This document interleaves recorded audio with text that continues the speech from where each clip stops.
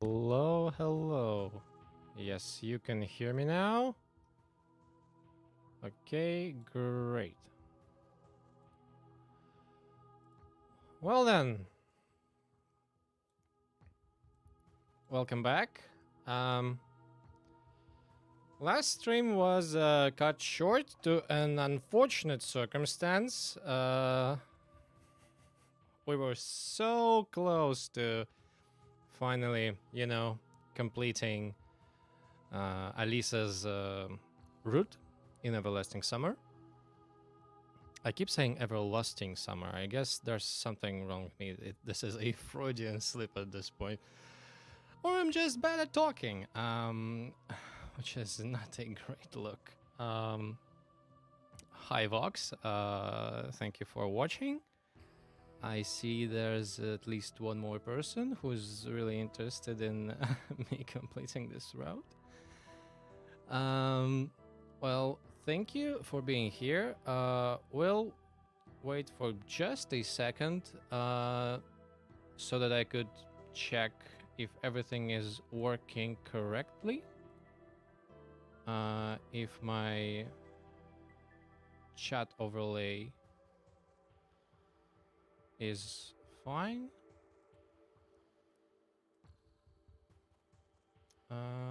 Let me see.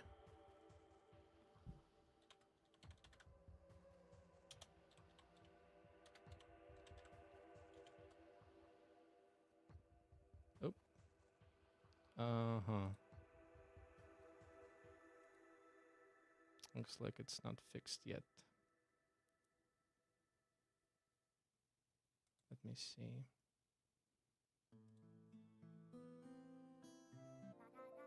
Hold on.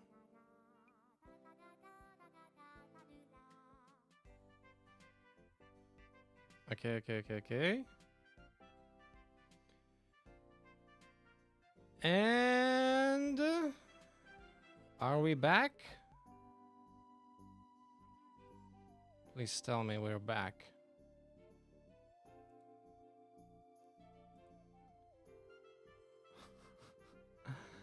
Oh my god. Oh my god. Okay, okay. It should be fine now.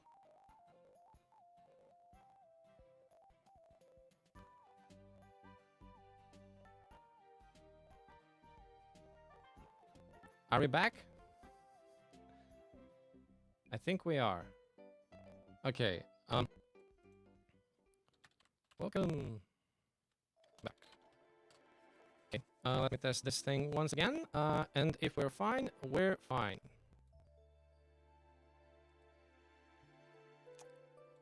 Okay, everything seems to be okay. Okay. I look at my connection. It's doing okay. So yeah, I think we're in. I think we're in. Whew. That's a bit stressful every single time.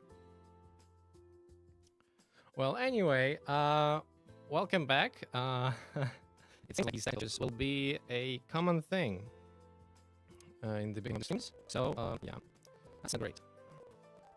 Anyway, like, looks like we are almost ready to begin. Okay, let me check on your end if everything is good. Okay.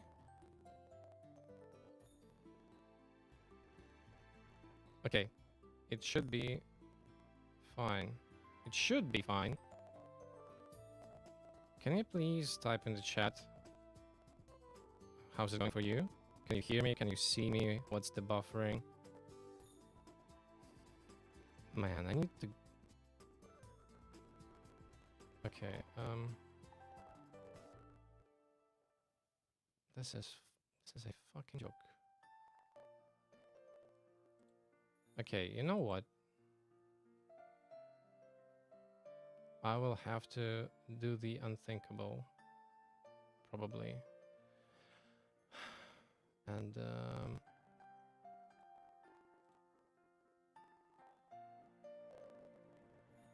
VPN gods are furious today, and they're not joking. Okay, let me see if this helps. I'll bring the bitrate a little lower. Ay, ay, ay. Okay, let me just check with my app. Everything should be fine now, hopefully. Otherwise, I will be furious. I'm so sick of having to deal with this shit every single time.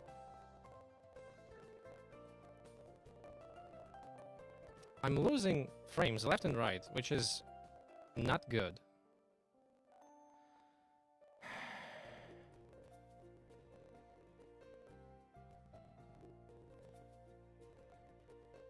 I mean, looking at my connection, it should be alright. But for some reason, it's not. Hold on.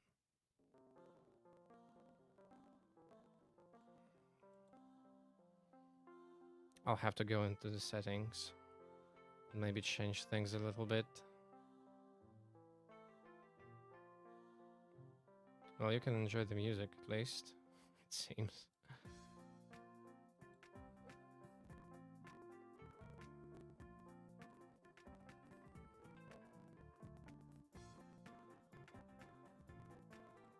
Okay, let's do that. And hopefully this fixes it.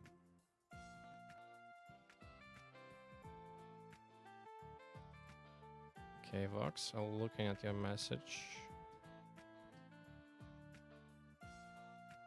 I'm not gonna try the new...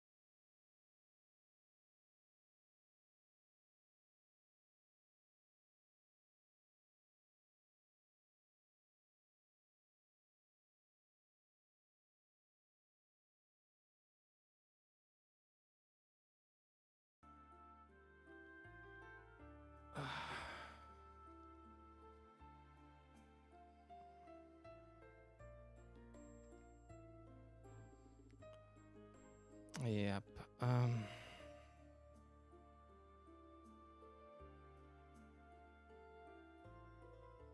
I think I'll just reconnect once again and see if this fixes things.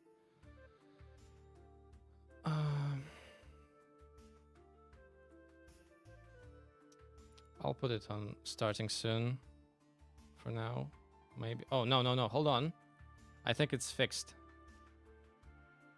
I think it really did fix things. Wow. Hello?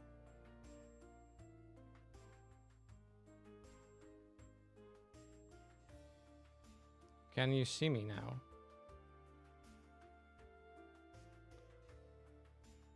Oh, yeah.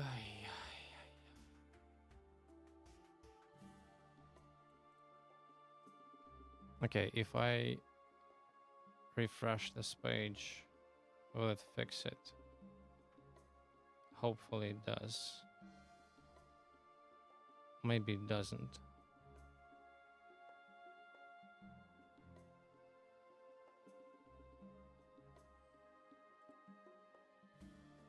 hold the phone.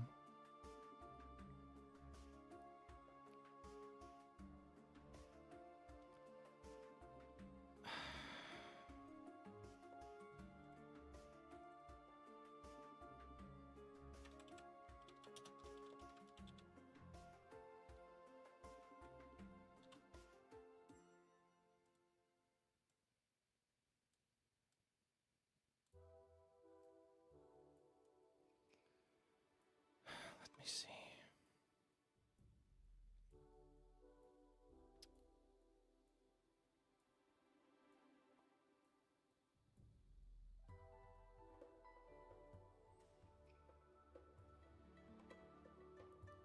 I'm trying every single thing I can. It's not funny anymore. Ah, Jesus Christ. I'm freezing like a motherfucker. Okay, let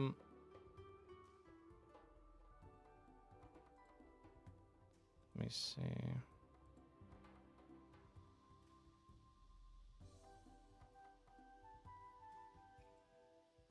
Maybe this will help.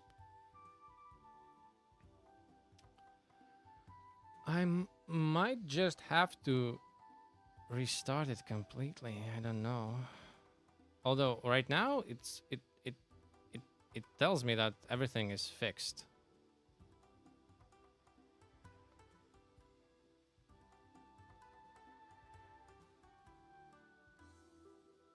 There shouldn't be this. The latency is fucked completely.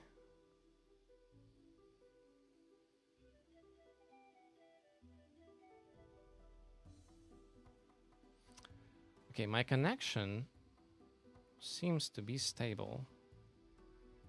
So I don't know. I'm freezing on the stream. Freezing and unfreezing.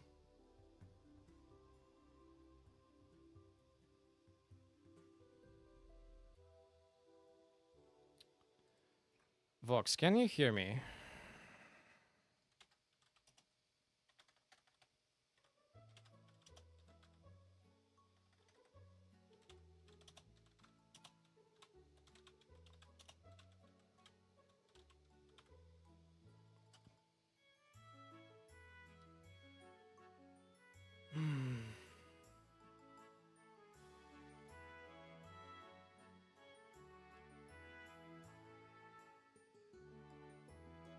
Okay. Let's see. Once again. I don't know. I just don't understand it.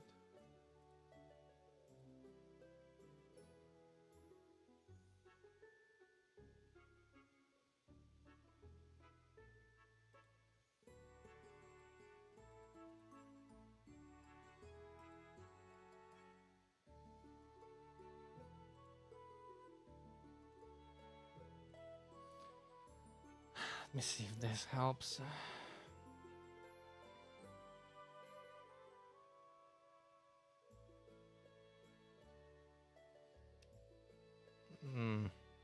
Okay, it looks like I'm only losing like 2% of frames right now, which is not great, sure, but it shouldn't be that big of an issue. Okay.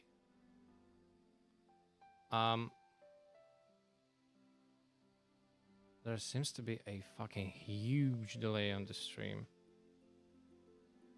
Okay, that's really weird. Can I change the latency at all?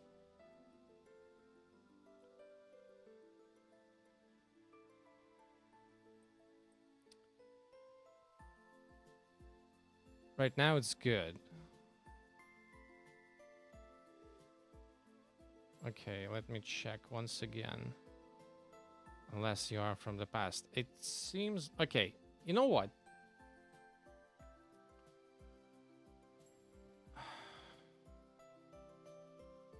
It looks like I am from the past.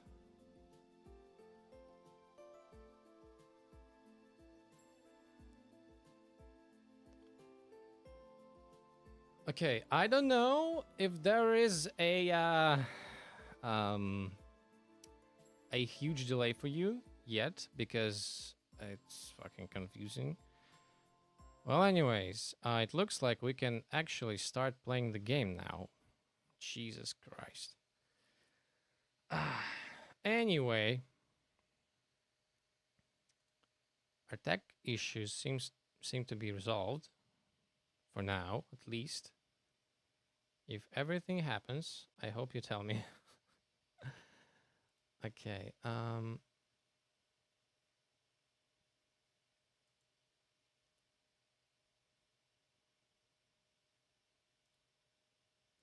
Okay.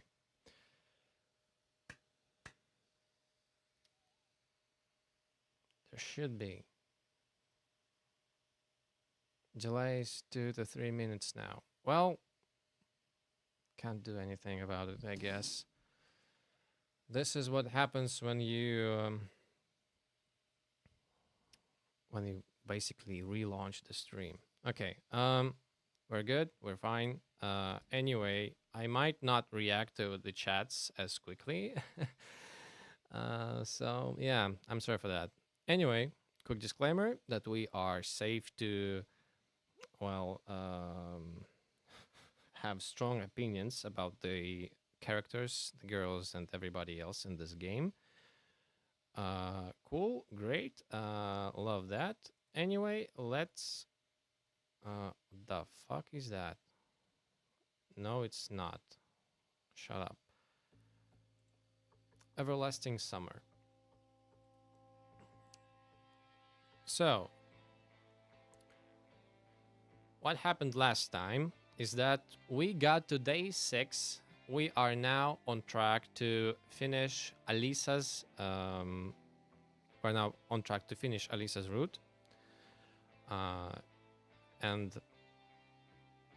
basically, we probably got almost halfway through the day 6, or close to it, I guess. We had to cut the stream short last time due to some unfortunate circumstances. So right now, we're gonna finish this route, see what's in store for us, what is this Alisa character all about, and then discuss our first playthrough of Everlasting Summer and see what we can do in the future. We'll choose whatever girl we want to pursue next, and that's that. Okay, let's go. Load game.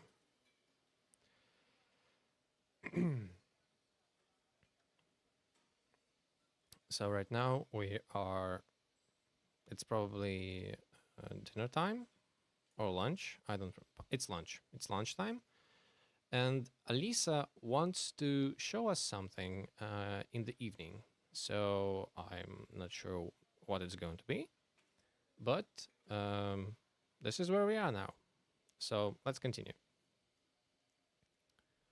There were only few spots left, so I had to sit with Electronic and Shrek. Did you deliver it? Yeah, I answered lazily, poking my fork at the buckwheat kasha. No incidents? No incidents. What was in there anyway? You didn't open it, did you? He stared. No. We did open it. It was vodka. Great. Finishing my meal, I went out. I was struck by a sudden yawn. Taking a nap wouldn't be a bad idea. I headed to the camp leader's cabin. It felt like the summer sun was going to melt the whole planet together with all its inhabitants. There was nowhere to hide. The sunlight seemed to reflect from every surface. Looking up, you risked going blind. Using my last bit of strength, I pulled the door handle, entered the room, and fell onto the bed. Of course, I wouldn't expect the cabin to be really cool, but it was much better than outside. Blissfully, I stretched out on the bed and closed my eyes. Strangely, sleep deserted me. I was overwhelmed with thoughts teeming in my head. Here's another theory, a solution to the problem of how I got here. Here is an explanation of what's going on here. And here is the true form of all those inhabiting this place. I remembered Lena saying, "What do you think about Alisa?" Seriously, what do I think of her? What can I think of a person I've only known for a few days? Can I just draw conclusions based on a couple of words and deeds? Although her deeds... I laughed a bit. Any relevant organization would draw the right conclusion based on the monument bombing. Still, though, I don't care. Maybe I really don't think anything of her. So little saves. I usually have dozens of pages with saves on every somewhat major choice. Yeah, I'm usually going Iron Man in pretty much every game I play, which is not ideal, especially, you know, if you're playing some really long games. But I guess that's just habit that I have. Just a habit that I have. Kind of makes the stakes higher. Although I do know what I'm doing. I have not a complete guide, but I do have a guide to follow in case of anything happens. Can one be interested in a person who's not interesting? No, that's some sort of absurdity. A knock on the door. Come in. I was too lazy to get up, so I just sat up a little bit. Oh, it's you, Alisa. Okay. The door opened, and I saw Alisa. What a coincidence. She stopped, unsure, and stared at me for a couple of seconds. I guess you were looking for the camp leader? Why would she, though? No. What's up, then? I was looking for you. She sounded calm and not aggressive at all. I caught myself thinking I was not afraid of her and had no concerns when she behaved like that. Normally. What for?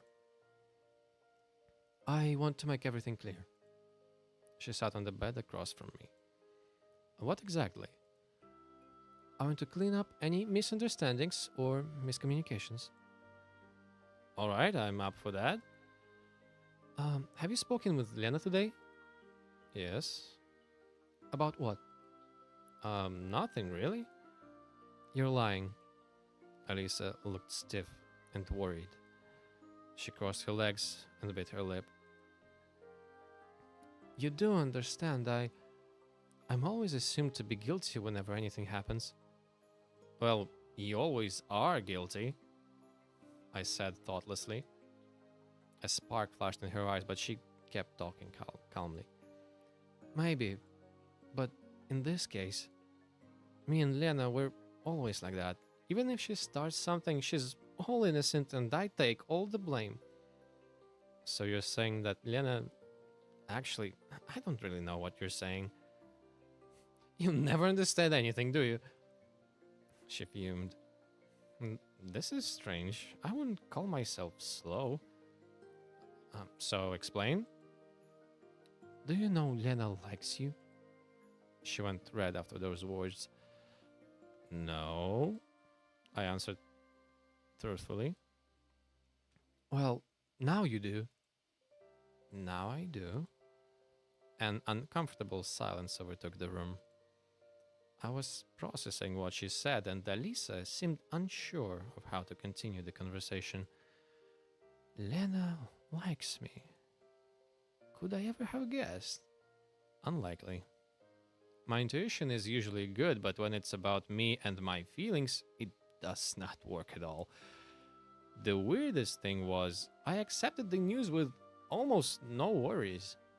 Right at the moment I was listening to Alisa, I was focused only on her. I could think about the rest later.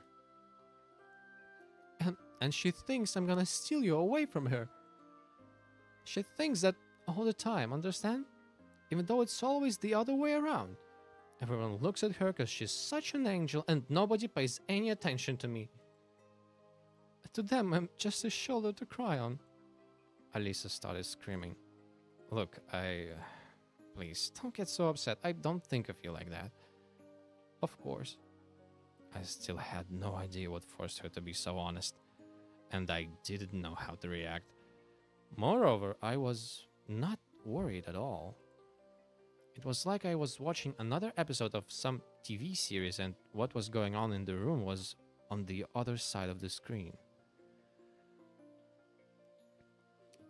Making lots of saves actually gives you the ability to choose whatever you like in the moment, but come back if some obscure choice messed up playthrough. Yeah, yeah, I get that. It's just that I don't know. I usually go in fully blind, and whatever happens, happens. It's just that for the streams, I'm usually prepared and have at least some information about what's going on. So I didn't feel the need, maybe. So, yeah, if I was playing it with no intention to complete any single route, then I would probably save like madman. I understand I was the reason for all of it, but today Lena said it was okay. That's just like her. You've probably realized that she's not as quiet as she wants to seem. I'd started to guess. If I can do anything... Tell me. Alisa raised her eyes. Only then did I see she's been crying. Some sort of worry stirred inside me. I could not treat this conversation like I was an outsider anymore. Simeon is never easy on her law. I love how you spell Simeon like semen. I should start doing it. Although it's a common fucking thing to do with the name Simeon. Do you like Lena? Or do you like me? I guess I should have expected a question like that, but I just wasn't ready. Just like that. Lena is nice, of course, but Alisa has her good points as well. Besides, the way she was at the moment, she could seriously compete with Lena. I don't really know you two at all. A question like that, it's difficult to answer directly. If I could say no, I would have at that very moment. But I only had one chance for the other answer as well. And I didn't know what to choose. You did want the situation to resolve itself. Of course, but... Why but again? Why again? And why? Look, we're going nowhere with this. Well, answer then. Her face fell back into its usual bold arrogance. I need time to think. Well, go ahead and think. Alisa stood up abruptly and headed out. Don't forget, we have plans for tonight, she said on the threshold, smiling. The door closed behind her before I could say anything. Plans? What kind of plans? The talk with Alisa left a heavy impression on me. So, Lena likes me, huh? On its own, the news could shock and startle, and I, above that, was also forced to make a choice. A difficult one, to put it mildly, and any choice I make would be a mistake for someone. If only I could refuse them both. Although I didn't like the word refuse itself. If I could just answer her question with a no, it would be easier. But I knew I couldn't work. It couldn't work like that. Excuse me. After I talked to Alisa, I realized nothing would ever be the same again. It can't be, no matter what happens. And I'll have to make a decision. Since I rejected the no scenario, I needed to pick a positive solution. If, of course, I could live with it. But I was sure that out of all the possible outcomes, there's one that won't just satisfy everyone, but would also be one that I would want to strive for. And the choice seems obvious. Lena. She's pretty, she's cute, she's kind. But then again, there was something about Alisa that attracted me. Suddenly, the door flew open and Olga Dmitrievna came in. Lounging around again, huh? Just resting? It's so hot out here, out there. Go and help Slavia, she was asking around. Where? I asked lazily. On the sports field. Reluctantly, I got up and headed out. I should really air my brain out anyway. There were a lot of people at the sports grounds. Some were playing football, others were playing badminton. Younger kids were just chasing each other. Simeon, Slavia walked up to me. You require my assistance? I asked, all official like. Yeah. Listen, did you take the infirmary key? No. Why me again, anyway? Well, you were there a lot recently. I guess she's right. No. Maybe you know who did? No. Why? The nurse came up to me to ask for my key. You know that I have a key for every building in the camp. She said hers went missing. Could she have lost it? I shrugged. No, she says she couldn't have. I don't know, okay? Okay. She smiled and ran off. I headed to the camp leader's house, determined to get some sleep after all. Olga Dmitrievna wasn't there, thank God, so I fell on the bed and lost consciousness. I don't exactly remember what I dreamt of, but it left a heavy impression, as afternoon naps often do. I put some effort into getting off the bed and looked at the clock. It was just after 7. Not surprising if you think about it. I should have expected to sleep through the day. Although, as it turns out, I missed dinner as well. That thought made me uncomfortable, so I headed to the exit. Have you done the Simeon engine yet? No. I think we'll probably do it next, or either we'll do it one of the last ones. It's just that we really wanted to get one of the girls out of the way as soon as possible. I think cats are going feral in the background. Yeah, they are. They're fighting over the big fucking, how do they call it? Claw scratcher. How is it called in English? I don't fucking know. The thing that they just scratch. It's big, but they still fight over it. They fight over the spot on the top of it. Okay, let's continue. I stopped on the threshold and thought of what to do next. I don't know how long I would have. Hold on, I'm having a brain fart. I don't know how long I would have stood there. My head was still heavy after sleep. If someone hadn't called out to me. Okay. Slavia was quickly walking towards the cabin. Simeon, she stared, breathless. Are you sure you don't have the infirmary key? Of course not. Why would I need it? Well, do you know who took it? No, I don't. Why? Well, something has gone missing. What? Something important. Slavia hesitated. Some medication. Huh. So all this disturbance was started because of some medicine. Oh, I know what kind of medicine are you talking about. You're talking about the... Although, I pondered.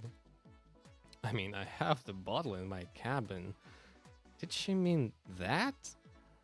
I tried to keep my face still as stone without doing anything to give myself away. Okay. I don't know. I'm sorry. Okay. Slavia said in frustration.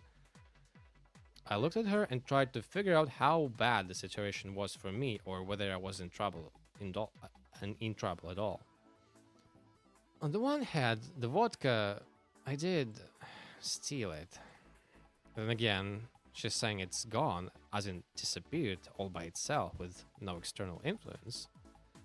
Although it's highly unlikely that she would say that a bottle of trophy vodka was stolen from the infirmary. So the way it was said was okay, the problem was different. I suddenly got really scared. What if they find out that was me? Even if it wasn't about the bottle, they'd still find it while looking for what was gone. Basically, I had to get a move on. And the main thing to do right now was to get rid of all the evidence.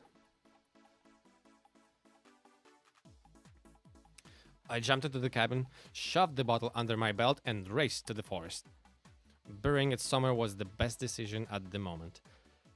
I took my time looking for a spot, never noticing night falling on the camp. A familiar voice surprised me. Hey! I struggled to turn back, making my face look as casual as possible. So, what's going on here? Oh, I'm just having a walk. My voice sounded calm, but I already understood. I couldn't fool Alisa. Alone, at night, in the woods? Well, yeah. What's wrong about that?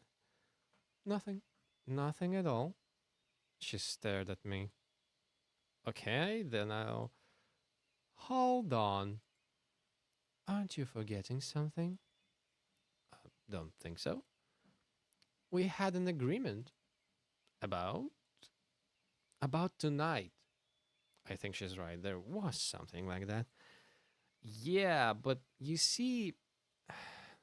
No, I don't. Let's go. She turned around and gestured me to follow. I thought there was no point in arguing. Any word or action could give me away. And then, sighing, I followed. It was a couple of minutes before we reached her cabin. While we were walking, I was busy trying to find the best time and place to ditch the vodka, but Alisa stayed so close that I couldn't manage anything. Well, she stared at me. Well, what? I was so nervous that my hair was wet with sweat. Ah, already tired with Miss Tsundere? Too much fast for ya? Ah, you know, I have enough of that shit in real life with my wife. She's kind of like that. I guess that's why I ultimately decided to go with Alisa, like as the first girl to complete, because I kind of know the archetype in and out, because my wife has the same temper. Well, not the same, but but she's quite Tsundere coded to be to be frank with you.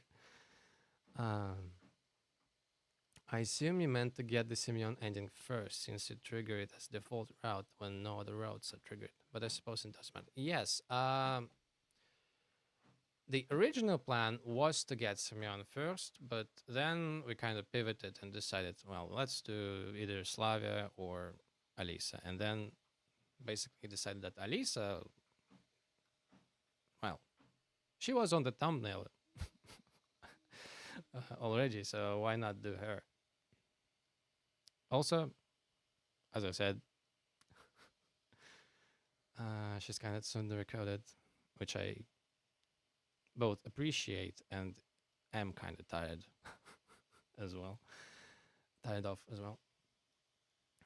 Is that right that you can get enough points with almost all girls, but then you lock on the route on day 5, so you just need to diverge from that day? Not necessarily. From what I've read, some routes are they are mm, how do you say it? Basically, if you go with Lena, you can't go with Alisa. If you go with Lena, you can't get enough points for Alisa, and vice versa. And the same thing goes for, I think, Slavia, Uliana, and whatchamacallit. And who else is there? I don't fucking remember. I'm sorry. Anyway, so yeah, if you get points with one, you kind of lose points with the other. So it's not as clear as that. And also you have I guess 2 extra endings, extra routes, and they work differently. I didn't really dug into it. Anyway, let's continue. That's enough babbling. I was so nervous that my hair was wet with sweat. What a sentence. Holy shit. The only thing on my mind at the moment was how to adjust the bottle so she wouldn't notice. Oh, what do you say? About what? Alisa pondered. Pondering my orb at 3 a.m. Okay, I guess you're right. I brought you here, so I'm the one to decide.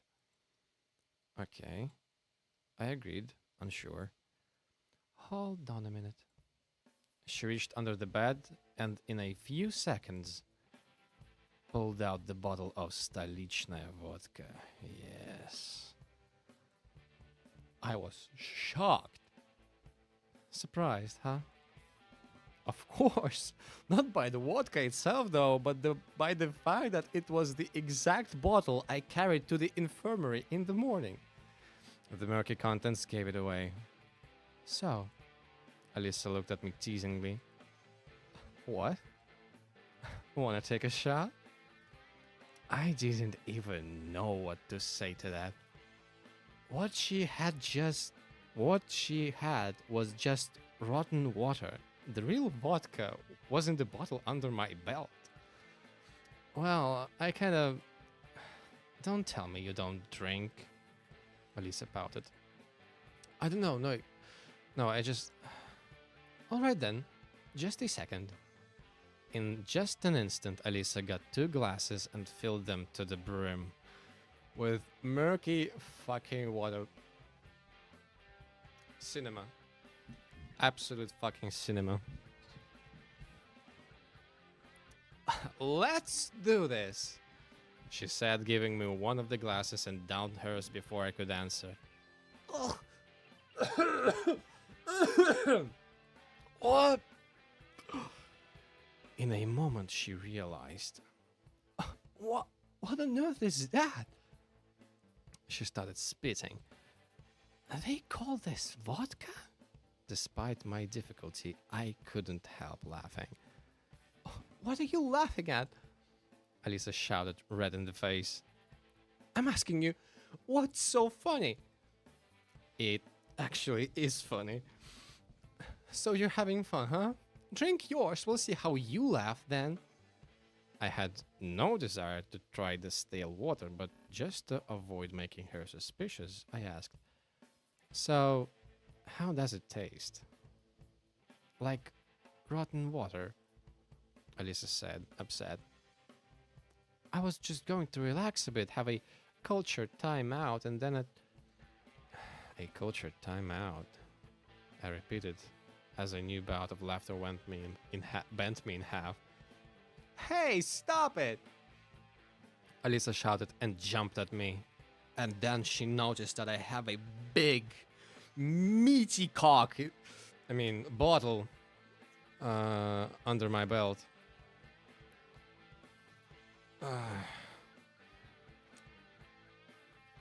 Miku, Hatsune Miku. Yeah. Hatsune Miku. It's yeah. She's. I guess she's one of the extras. I mean, not the extras, but she's just one of the two extra endings, special endings.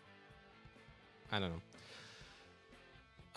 She was trying to hit me or bite me or something. Maybe her plan was to crush me to death with her authority. I just grabbed her hands, and all she could do was gasp in powerless anger.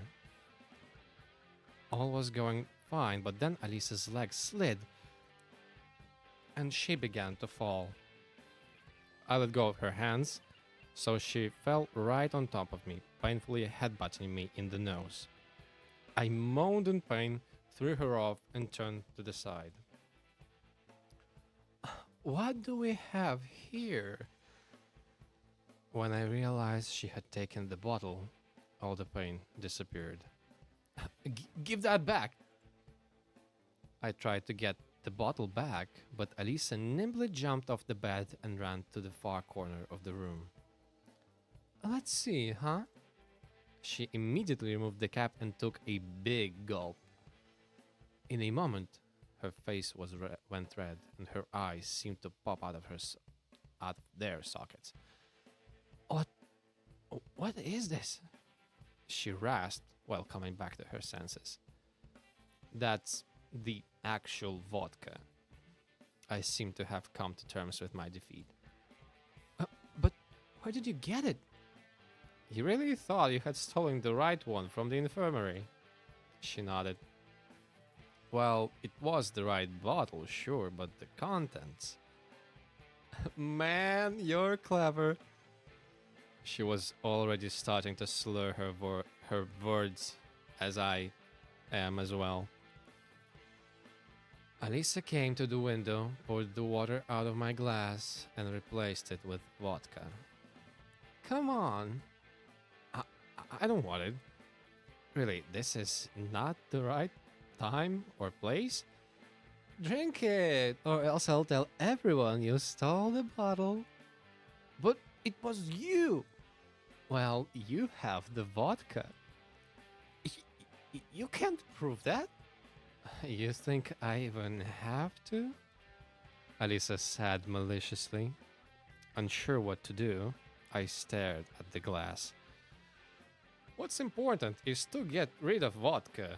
This was just one of the ways to do it. I breathed out abruptly and swallowed the contents of the glass in one quick motion.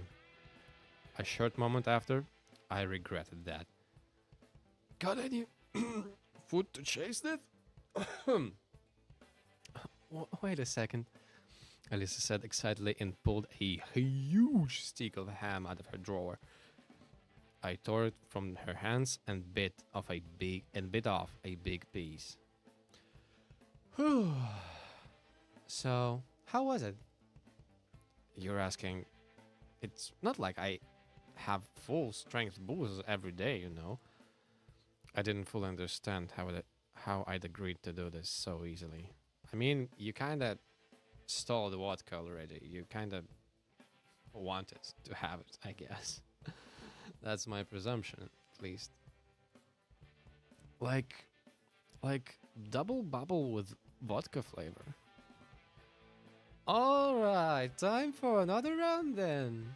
She opened the bottle again and poured us half a glass each. Don't you think that's enough? No way. Well, since we've already started, the alcohol was starting its work. Without a second thought, I gulped down the vodka.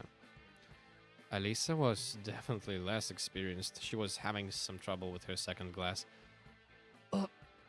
How does it... She seemed really drunk already. If you can't take the heat, stay out of the kitchen, I said merrily, pouring myself some more. Somewhere deep inside, I realized it was too much, but the gun was already loaded. How about me? Alisa was outraged. Haven't you had enough? No way. She grabbed the bottle from my hand and started to drink straight from it. Hey, we have glasses, you know? Screw 'em! She shouted and roared in laughter. This is so cool, she said, catching her breath. Sure, it's not bad. I looked at the bottle. We'd gone through 2/3. Already? I was definitely drunk by that point, and Alisa seemed even worse. Then again, there was barely anything left. I sighed and poured a full glass for myself and a half for Alisa. What a gentleman. That's all! With these words, she chucked the bottle from the window. She chucked the bottle from the window. What if they find it? Oh, who cares? We both laughed. Okay then, for all ladies present, I grunted and drank. And for all, and for all the gentlemen, she followed my lead. Getting dizzy. Hold on, I didn't catch that. Oh fuck, oh no. She undid a few buttons on her shirt. I carefully and respectfully looked at her. Had she always been this beautiful? Or is everyone beautiful to me at this point? Whichever it was, I could not force myself to look away. Hey, you're gonna stare a hole through me if you keep going like that. Alisa laughed. Sorry. Embarrassed, I stared at my feet. You can look if you're so interested. With some effort, I opened an eye and saw her continue to unbutton her shirt. No words could escape my mouth. Besides, who needs words at a moment like this? So,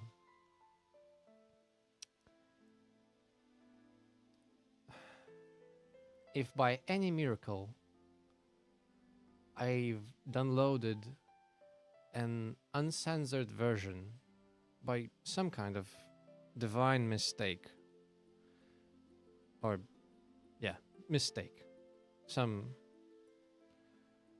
misplaced clicks on the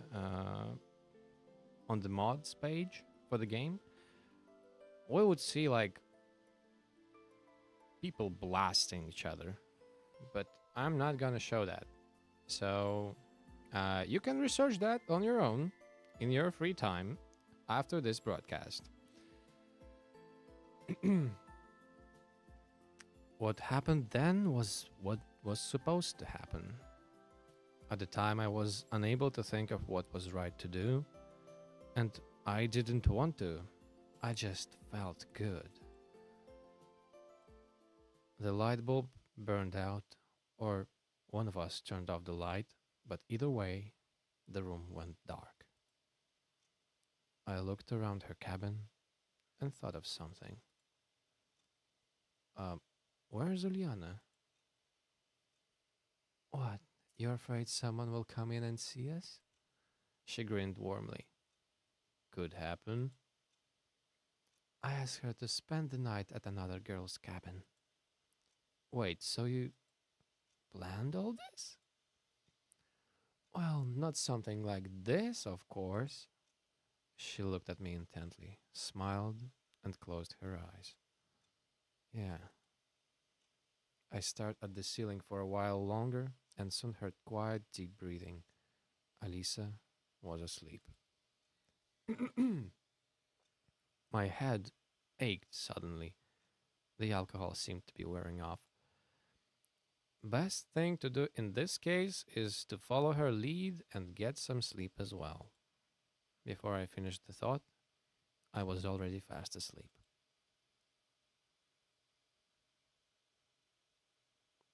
Day 7. Excuse me.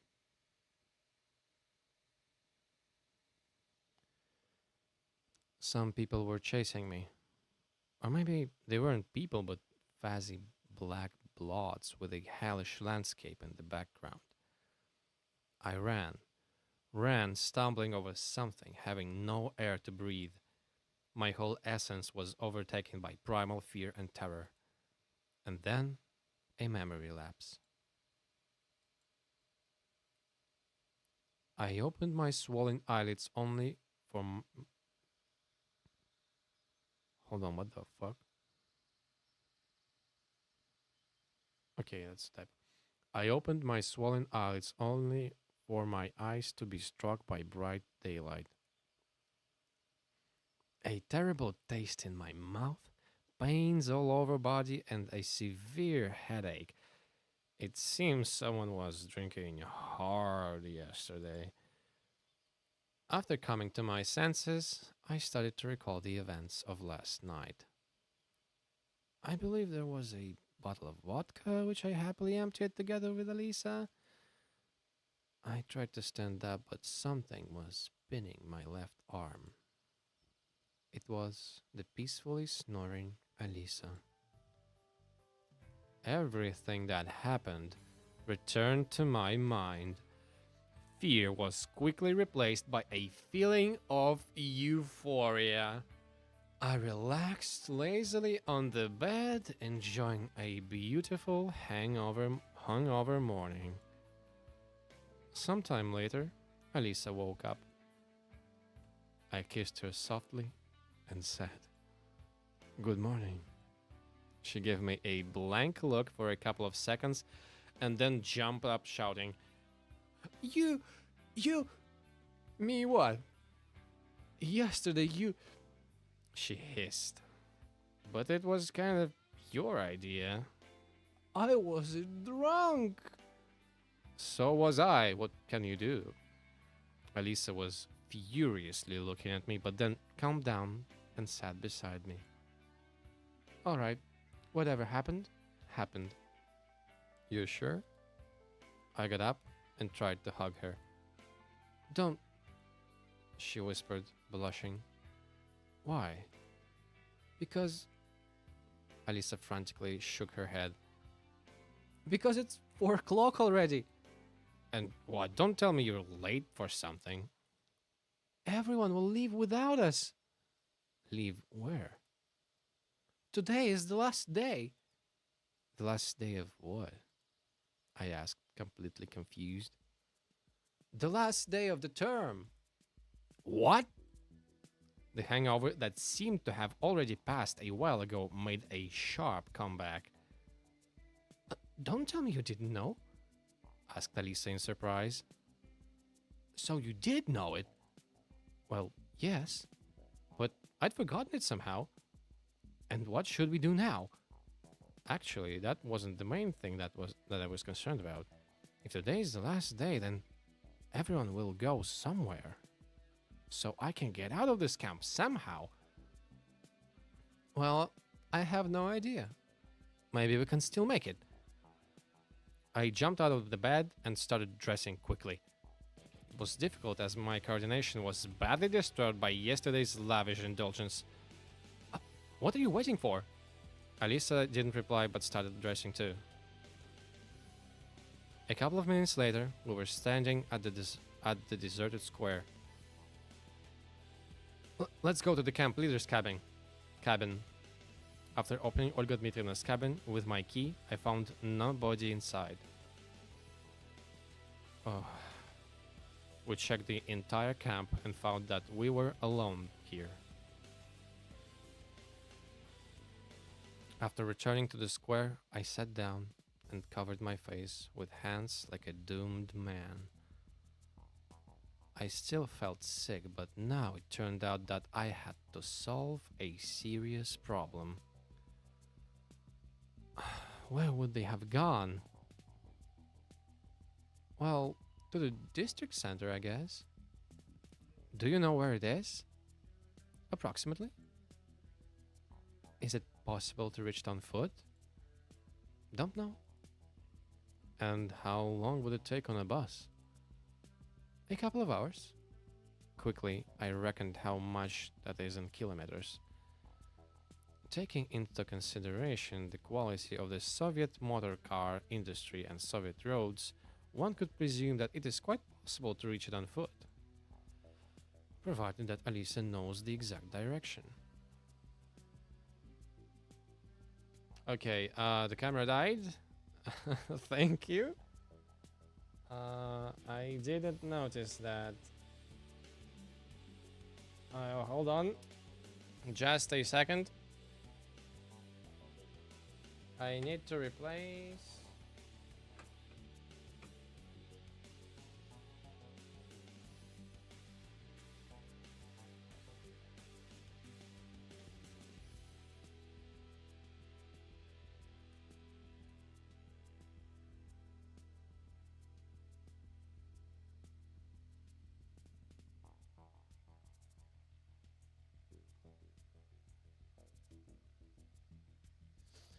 Okay, hold on. Why isn't it working?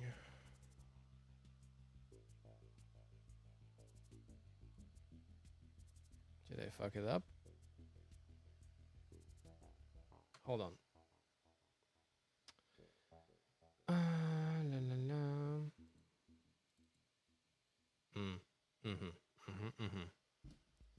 Okay, hold on. I have this thing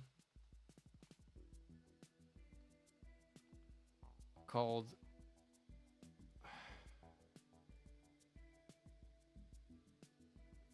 so I'm running my camera through a capture device, but it's pretty funky.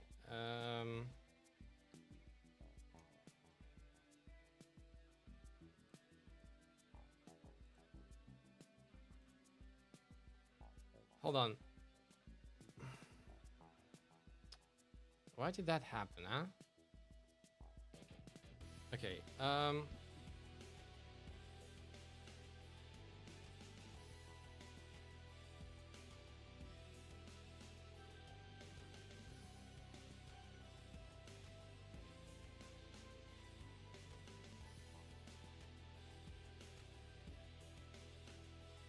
okay,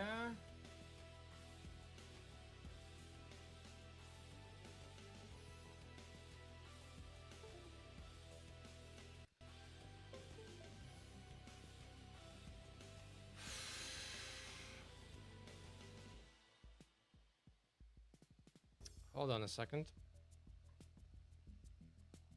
I'm really trying out here to stabilize it.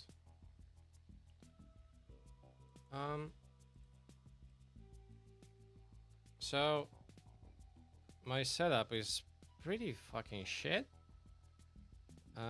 Because the the cord for my capture card is kind of crooked, and I haven't bought the replacement yet.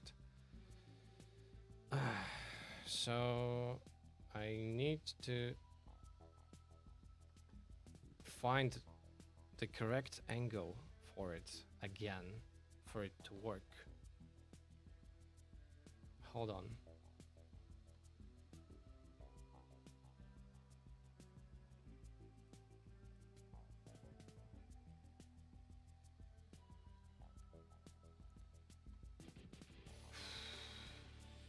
Okay. Hold on. We're so back. We are so back. Oh, thank God. I thought we're cooked. Anyway, let's continue. Someone needs another bottle to be functional adult, it seems. Yeah. I need a bottle. With all the shit that's going on. Okay, provided at least knows the director. Okay, we need to get out of here somehow. Moreover, in my situation, it's not easy to decide on such steps. But we can't stay here either. Alone, without food, in a deserted pioneer camp, In real life, it would be a definitely bad idea, and I had no other choice but to treat everything happening as reality. Let's go. Where? To the district center. Are you mad? You'd prefer to stay here? Sure, they'll notice that we're missing and will return. Don't you think it's odd that they didn't notice it during departure? Well, yeah, but she started to think. But to go somewhere all on our own. But you said you knew the direction. I do. She agreed without confidence. So what's there to think about? Maybe we'll encounter some local buses on the way. I don't really believe that myself, but if there is an exit from this camp, this idea seems quite good. I don't know. As you say, she prattled out. She prattled on confusedly? The fuck is that word? How many people are in this camp? Like a few dozen? It's like. It looks like at least 100 children. So yeah, it's quite odd that they didn't return. But also, you know, the best way to teach kids a lesson is to neglect them at the very tender age of 17 to 18. Anyway, she prattled on confusedly. Okay. Then start packing your stuff. Meet here in half an hour. I ran towards Olga Dmitrievna's cabin. Yes, not much to pack. I tossed my warm clothes into a bag and I was about to go when an interesting thought crossed my mind. What would I actually need them for? It doesn't seem to be late summer, so what's the point in dragging unnecessary weight around? Especially since I don't know how far I have to walk. After reasoning that one could survive such weather without a coat and warm boots, I shoved my cell phone with its dying battery into my pocket and went to the square.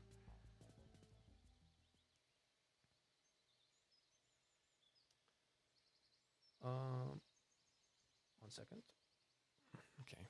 I had to wait at least 20 minutes for Alisa.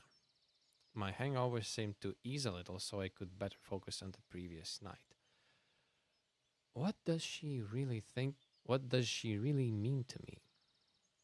Was it just drunken sex or something more? Naturally, I can't speak for Alisa. It's difficult to to speak, even to speak for myself. To speak even for my okay, I don't know.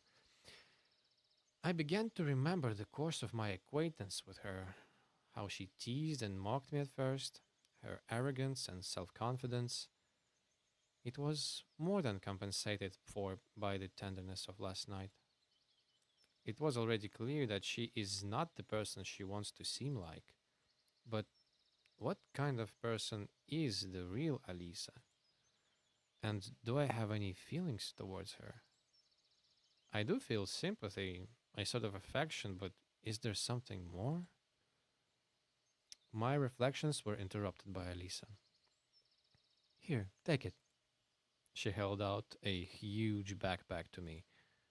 What's this? I asked skeptically. My stuff. Why so little? I brought as much as I could fit. Look, we don't know how far we have to go. Maybe you can take only them the most necessary things. So what? I just have to throw it away? Leave it here? Alisa sniffed. Firstly, I couldn't understand why she even has that much stuff, and secondly, what's so valuable in there? But the chivalrous duty of carrying it is mine, isn't it? Of course, she smiled archly. I evaluated how much it would weigh. About 10 kilos, I guess. I can carry that for a few excuse me. I can carry that for a few kilometers. Why am I having trouble with that word? I can carry that for a few kilometers, but not much further than that. You do understand that we'll not get very far with it. Well, we'll do our best. You mean I can throw something out later? We'll see. She answered with her eyes flashing slyly. Okay, I'm taking you at your word. After all, as I have to carry it, I have the right to throw things out of it. And so our journey began. Whew.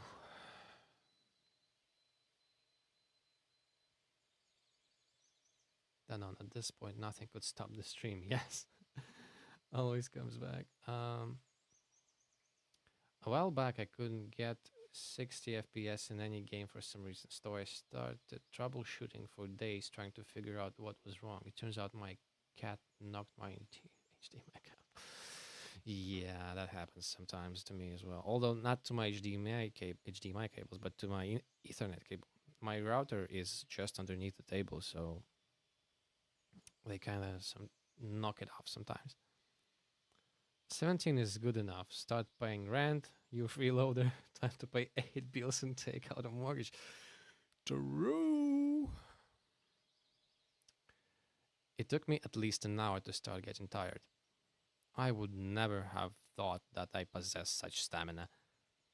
Either the backpack was easy to carry, or last night's exercise had trained my muscles. Whew. I stopped on the roadside and threw Alisa's belongings to the ground. Oh, what are you doing? She was clearly resentful. Do you want to carry it yourself? Of course not. In that case, I need to rest. Naturally, the most rational decision was to get rid of most of the stuff, keeping only the most necessary things, but I couldn't bring myself to such drastic measures. You've been keeping silent for the whole time. Alisa was staring vacantly down the road that receded into the distance. What is there to talk about? Don't know, but you're behaving as if nothing happened. Did something happen? She asked absent-mindedly. Well, you know. Had enough rest? Then let's go. Alisa began to quickly walk away from me. Hey, wait a minute. I shouldered the backpack and ran after her. Whew. We've been traveling in silence for some time, with Alisa slightly ahead and me behind. I had no idea how to start a conversation. She seems to be giving out obvious hints that the night's events were one big mistake. At least, it seemed so to me. Though, from my point of view, what happened was meant to happen. For the last few days in the camp, I'd definitely been attracted to Alisa, and I believe she was attracted to me as well. In that case, what's the problem? Maybe she doesn't want it to be just a one-night stand? You know, she turned and looked at me. If I did something wrong, you did nothing wrong. But you just turned out this way. So it was just an accident? I didn't say that. Then what did you say? My inability to get a straight answer made me begin to lose my temper, and I raised my voice.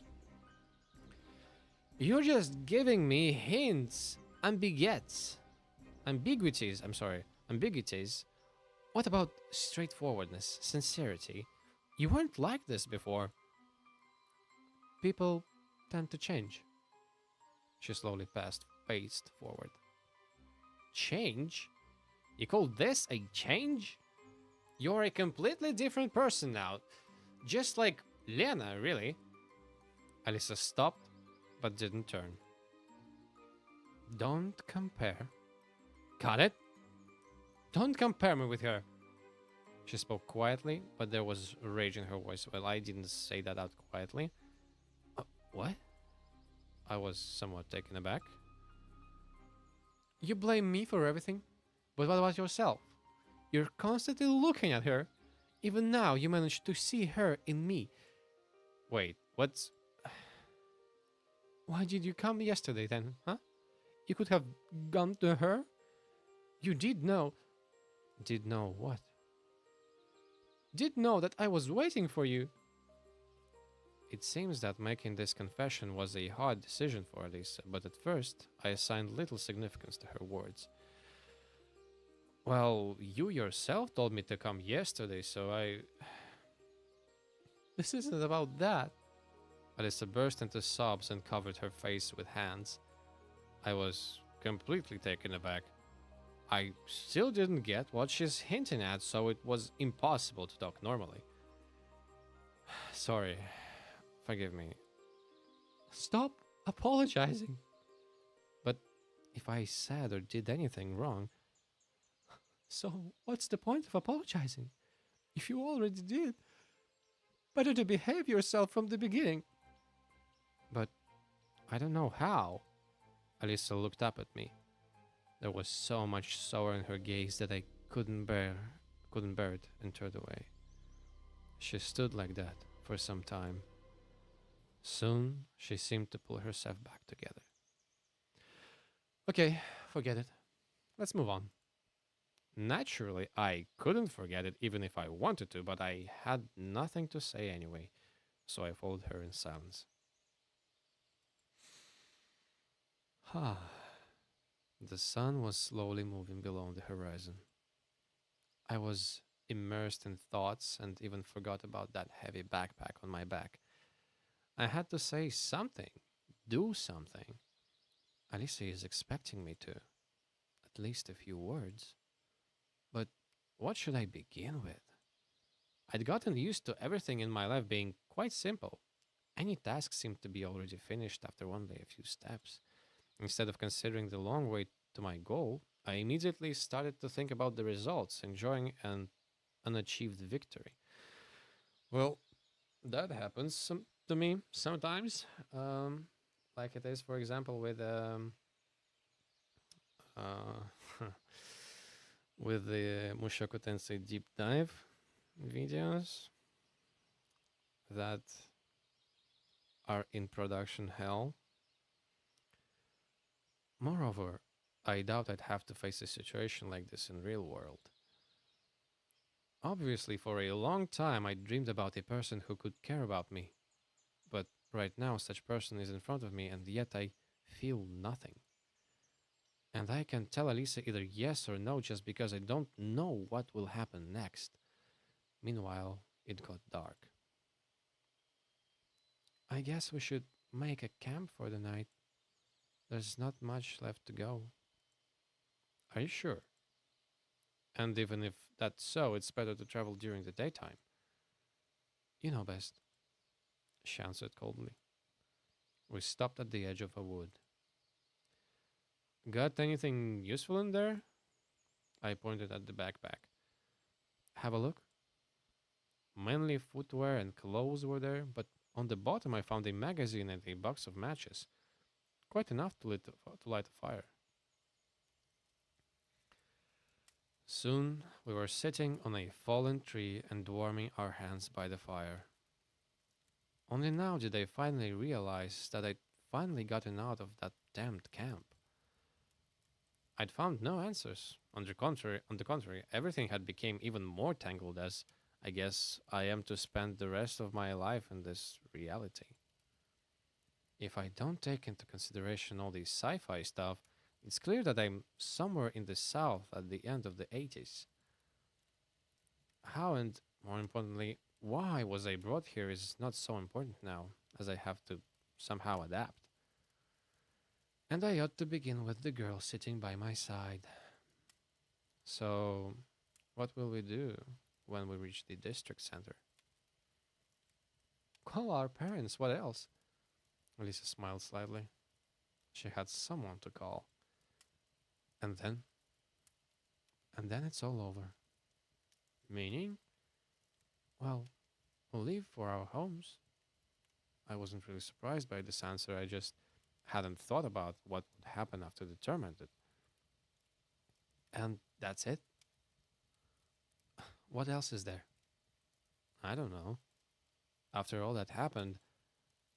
But nothing happened at all, she told me merrily. What do you mean nothing happened? You'll have a chance to find Lena. Was surprised, but Alisa said it absolutely kindly. As if I need Lena. I wouldn't be so sure. And I am sure. Let me decide for myself. I'm sorry. Yes? When did you start to do such silly things? About. I suddenly remembered my current age. 17 years ago. Well, admirable. But to be honest, I didn't notice anything like that. What exactly should you have noticed? That you're able to say something without a single doubt. She was absolutely right on this point. And what exactly do you want to hear? You know what? This game of hints could last forever. If you want to know how I feel towards you, then I'll speak frankly. I don't know myself. That's exactly what I'm talking about. Alisa turned away. What can I do? That's the truth. And what can I do? I don't ask anything of you. Yes? Are you sure? Sure, I answered after a while. And what were you doing all 7 days in the camp? What was I doing? You were asking, weren't you? What was I asking for? For what reason? Can't you talk in a way that people can understand? The mind readers are on vacation. If you wanted to, you would understand. I can't understand without an explanation. It's okay. It's just idle talk. She stood up and went towards the road. No way! I lost my temper completely, so I jumped up, ran up to her in a couple of strides, grabbed her hand, and pulled her towards me. Yes! Go for it! Go for it, my king! People tend to change law, says Resident Tsundere. Yeah. Yeah. True words have never been spoken. But I had miscalculated the amount of strength I should use, and we fell to the ground with Alisa lying beneath me. What? Yesterday wasn't enough? Want more? Her face was glowing and her eyes were flashing. I felt really mixed up. I released the girl's hand, but didn't stand up at once. Didn't stand up at once. I just want to understand, where did I go wrong? Why are you always thinking that you went wrong somewhere? Because you think so. Who told you that? I didn't. But I can see it. You see everything, don't you? You see and draw conclusions that you shouldn't interfere, that you should lie low, say nothing. I draw conclusions based on logic. Are you sure that logic of yours is correct? I didn't know what to say about that. For some time, we just lay there. I was completely confused, and it seems that Alisa didn't want to continue our conversation. Finally, she pushed me away and stood up. Why are you here now? With me? Because everyone left the camp and we stayed? I'm not talking about that. Well, because I like you. Finally, I dared to say it directly. Are you sure? And what about Lena? She was always next to you. Maybe she's too much work. And what about me? I'm very simple. Just snap your fingers and I'm in your bed. I wouldn't say that it's that simple with her. Don't put words in my... Don't put... Don't put words in my mouth. You say nothing, so there's plenty of room there. But you think of a dozen others. Well, she was absolutely right on that point. I didn't think anything like that. So, do I have to just simply believe all of this? You don't have to believe. I'm not forcing you. But it's the truth. I am not going to make anything up. Words should be proven with actions. What action is she expecting from me? Bang her again. Well, my thoughts exactly. Well, we could do it again, I said with a stupid smile, I can imagine.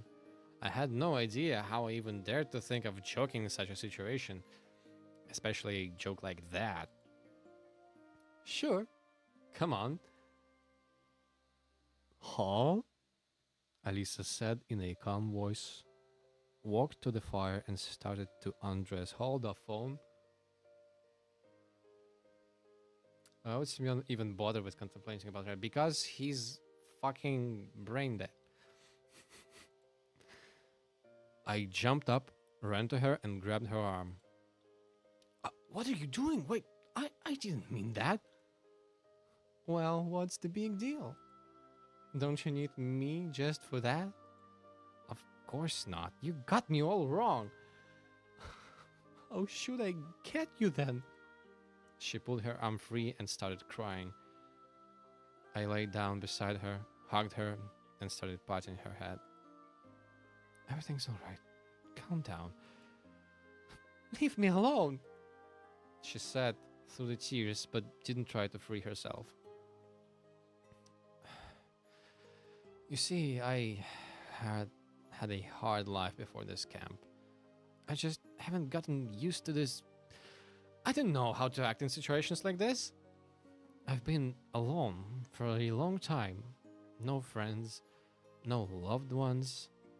I have just forgotten how to feel and how to love. It's hard for me. It's so much easier to not to get mixed up in those matters. Finally, it became just normal not to. And here we are, something I never could have imagined. It doesn't mean that I am an egotistical bastard, although I guess it seems that maybe I am. I just can't do it that right away. Alisa didn't reply and continued crying. But I know one thing for sure. There's nothing between me and Lena. She's a friend, nothing more. I never looked at her that way. And I need you. Not only for what you think I want. I just don't know how to tell you the things that you want to hear. They carry obligations. You see, I'm in the kind of situation now where I even don't know what will happen to me in the next hour. And here,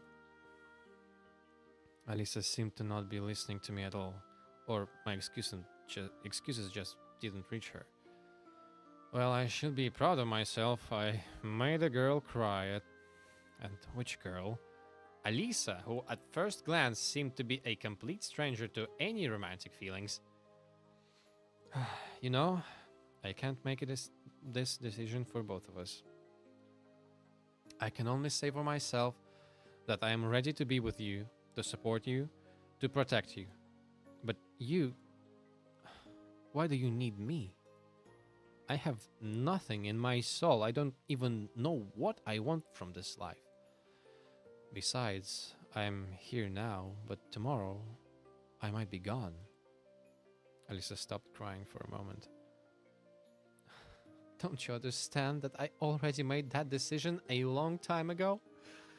Then she looked up at me with teary eyes. I might have seen happiness in them for a moment. Alisa embraced me and tenderly kissed me. It was the best kiss of my entire life. No, it wasn't as passionate as the one last night, but there was so much tenderness, trust, and love that I just dissolved in her lips. in her arms. I forgot about everything, about the camp, about my past, and doubts which were tormenting me a moment ago. She was all that I needed, now and forever. Okay, bro. Why she's fussing so much over what Simeon thinks? Just take a pair of scissors and stapler. Get hold of this boy. Yes, that's good advice. That's how I got married. Well, not literally, but not even figuratively. But yeah, feels that way somehow. Although I'm not. I don't know. I don't know the word in English. I don't have any problem with that. That kiss might have lasted forever, but suddenly a horn sounded nearby, as if from inside my brain. I turned to the road and saw a bus. An old Liaz. It looked like a regular one. We just lay and looked at it for some time. Soon, the driver left the bus and shouted at us. Hey, lovebirds! This is the last bus to town. Are you coming? Shall we go? Alisa said merrily. We jumped up. I grabbed her backpack, took Alisa by the hand, and ran to the bus. In a couple of seconds, we made ourselves comfortable on the back seat. The driver was shouting something from his place, but I didn't listen to him. Here it is, a rescue ship, heading for a new life. I looked at Alisa. I was so eager to say something, to continue the conversation by the fire, but she was sleeping peacefully, resting her head on my shoulder. I didn't wake her up. There was no need. We had so much time ahead of us. There was no one in the bus except us. The bus was going fast, leaving behind not only my previous life, but also the week I had spent in the pioneer camp called Savionek. I went through more during these 7 days than I had throughout all the years of my real life. And how much was still lying ahead in the future. The common country scenery in the window didn't interest me much. I was just watching Alisa peacefully sleep. My heart was filled with warmth and calmness, and my head finally stopped bursting with thoughts.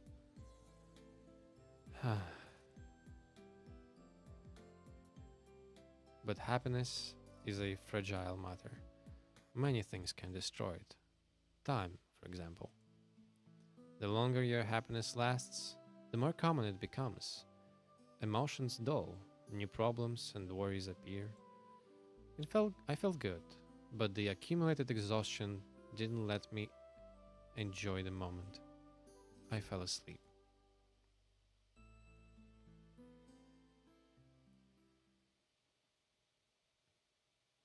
They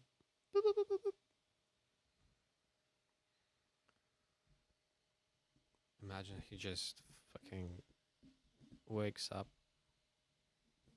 at his desk. No, Alisa, my beloved.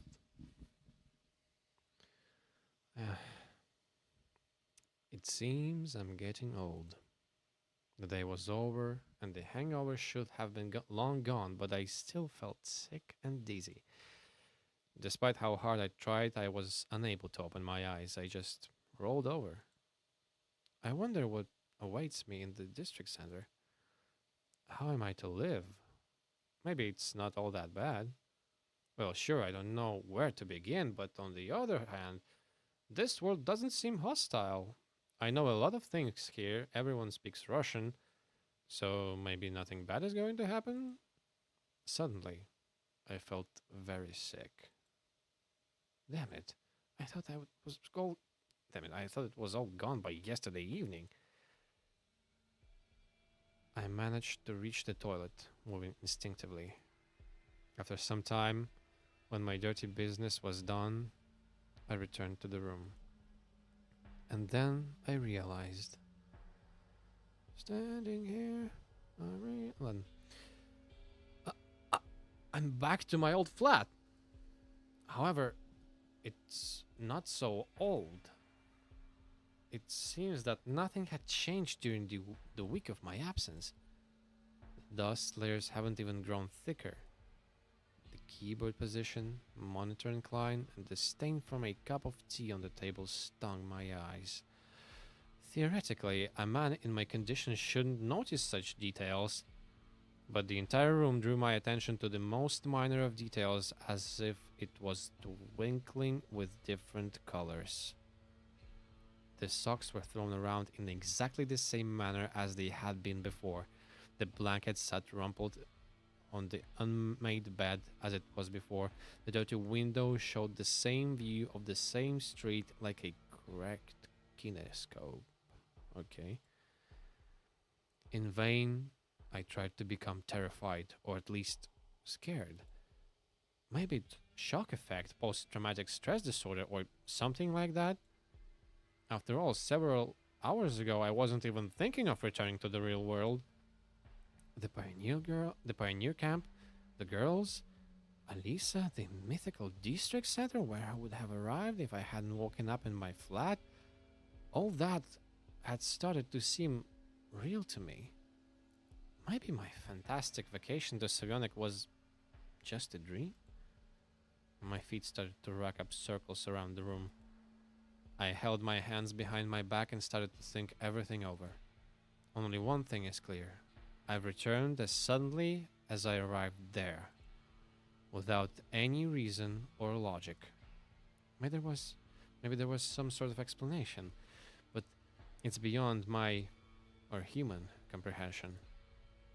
Whether it was a trick by interstellar forces, or a supreme mind, or government experiments, I believe the last one to be the least likely, they left no clues.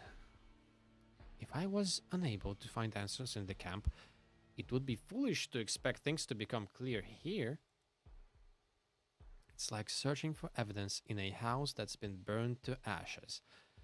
Even if a crime was committed, all the evidence was destroyed by fire. Maybe if I had the skills and equipment of a criminologist, I could find something, but the memories of the weeks spent in the camp are all I've got.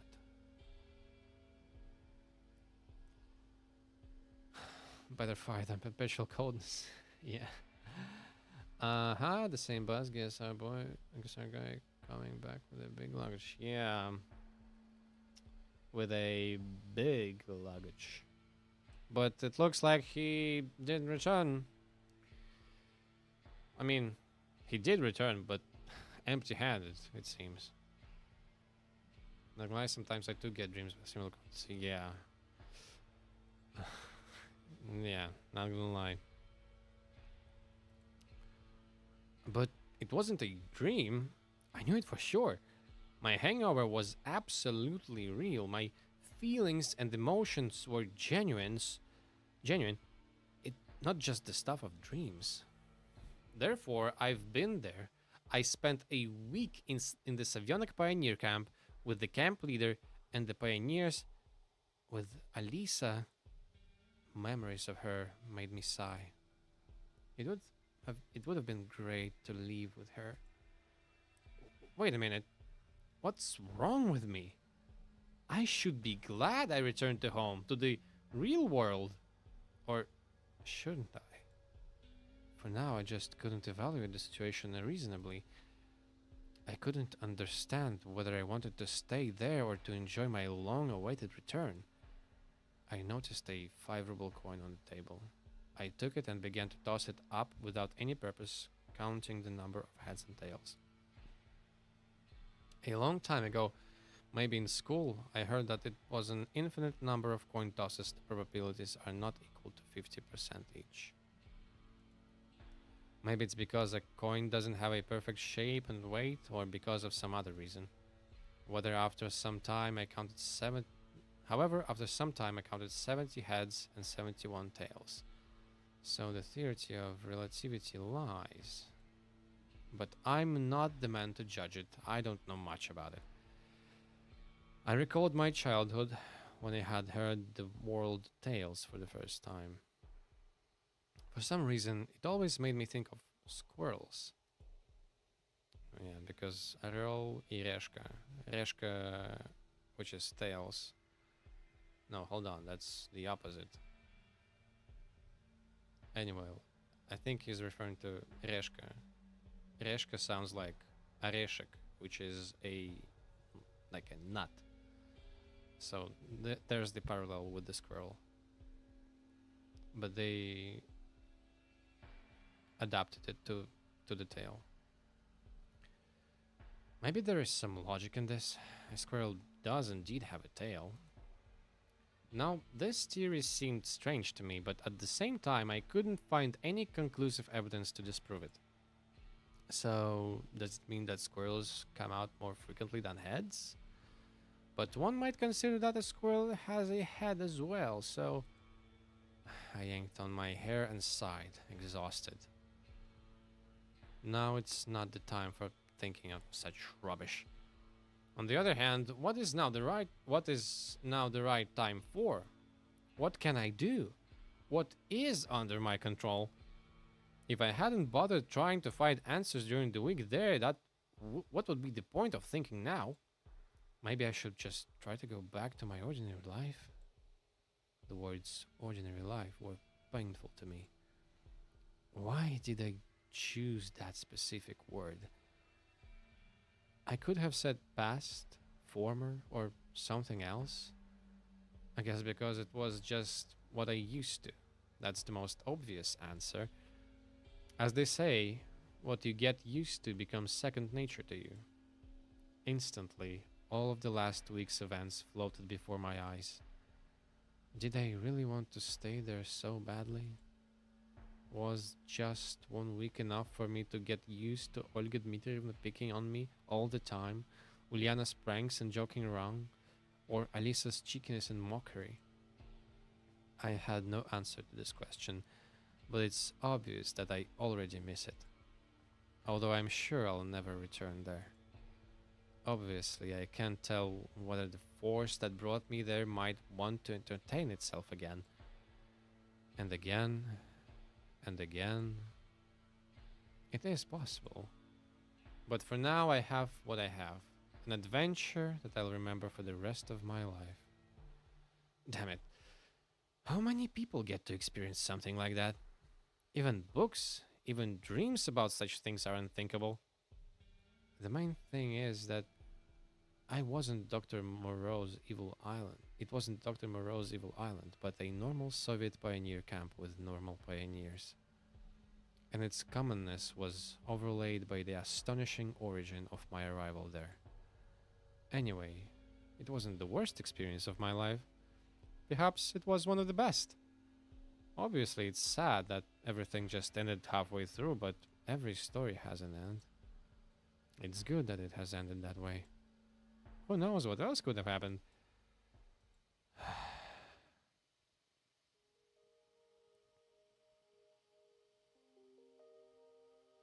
Time passed. The events that took place in the camp now seemed more like a fascinating novel I once read. No, I haven't forgotten them. I could recall them in the finest detail.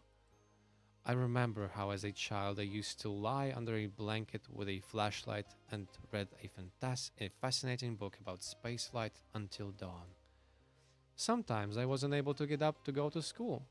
My parents always used to scold me for that, but with every night approaching, I would carefully turn every page, trying to absorb every minor detail of the story. I had similar feelings about that pioneer camp. Reality, if I can consider it such, now seemed more like a book. I didn't think it was bad at all. In the end, the main thing is to remember, and it is not important whether those memories take the form of a slideshow, photos, video, or audio. However, each bus made me feel both fear and hope. At first, I circled around the 410 route without purpose. Several times I fell asleep on the same seat, but nothing happened. Not even a trace of something supernatural.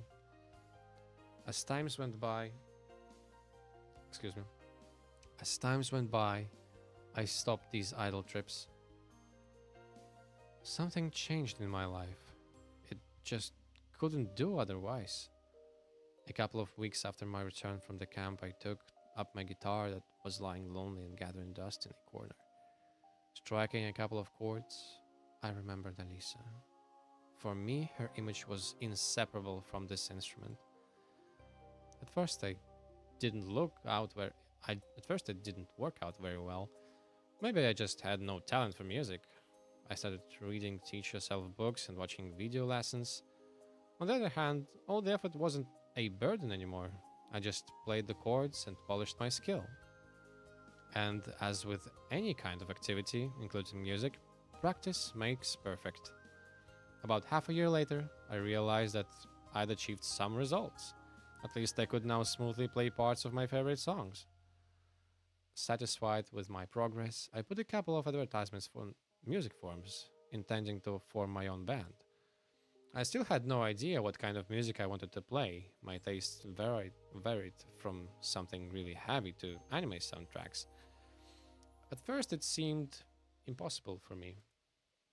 I would have to communicate with strangers. And what if we are just too different? And anyway, how do I explain to others what music I want to make? But it all worked out much easier. The potential candidates turned out to be not so frightening, and our tastes were mostly the same. After all, we shared the same goals, so issues stemming from a lack of understanding could be resolved. And soon, we had a band. Suddenly, I discovered my talent as a composer. Having spent entire days and nights on the note editor and sequencers, I started composing okay things, at least in the opinions of the other band members and pals I showed my songs to. Quite soon, we gave our first concert. A D-list club not significantly more spacious than my bedroom, 3.5 viewers who weren't exactly sober. I was hellishly anxious and the sound equipment was constantly malfunctioning. But all of that didn't bother me because I was happy. Since this was just the first step to success. However, it was a long time before we were invited again. With great difficulty, we managed to record 3 tracks and publish them on the internet. The reviews were far from ecstatic, but it didn't bother me much.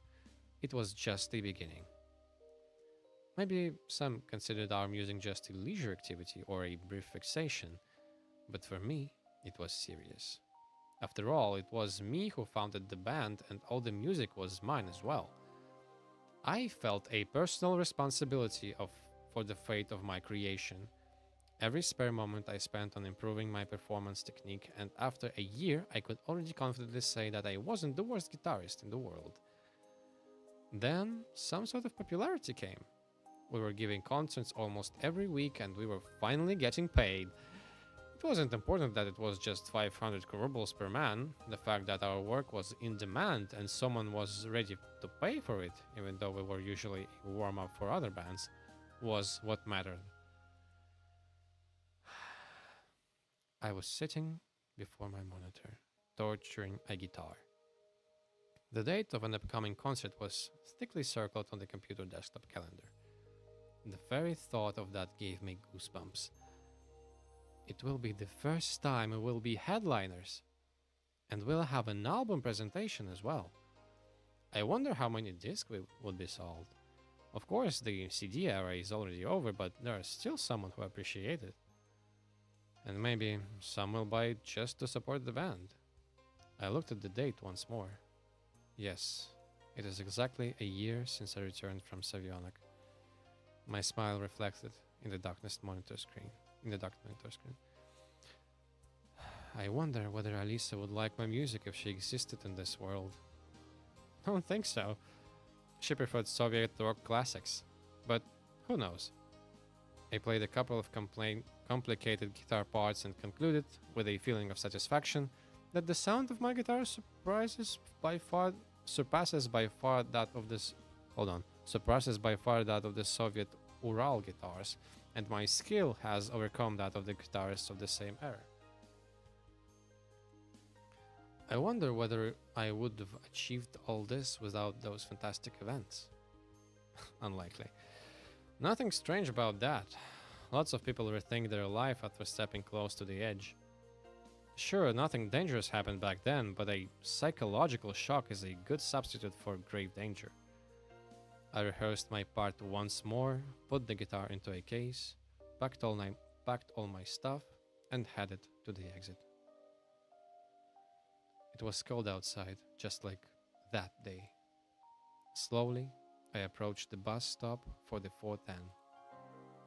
Such a coincidence, I am going to the club on this very same bus. With a sinking heart, I counted down the seconds. Soon, the bus arrived. It idly opened its doors and swallowed up a few passengers. It was a winter night, just like back then. Cars flashed by outside with their headlights igniting the city as it got ready to sleep. The closer we got to the downtown area, the more people there were in the streets. Some of them were chatting merrily, some were perusing magnificent boutique windows, and some were hurrying somewhere, paying no attention to anything. This day, I had no wish to return to that camp.